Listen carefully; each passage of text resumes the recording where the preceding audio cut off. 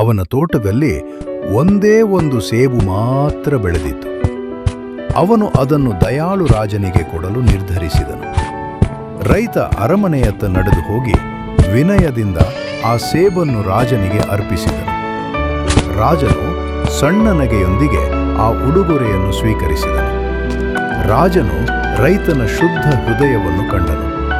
ಅವನಿಗೆ ಬಹುಮಾನವಾಗಿ ಚಿನ್ನ ತುಂಬಿರುವ ಚೀಲ ಮತ್ತು ಒಂದು ಕುದುರೆಯನ್ನು ನೀಡಿ ಸಂಪತ್ತಿಗಿಂತ ಒಳ್ಳೆಯತನಕ್ಕೆ ಮೌಲ್ಯ ನೀಡಿದನು.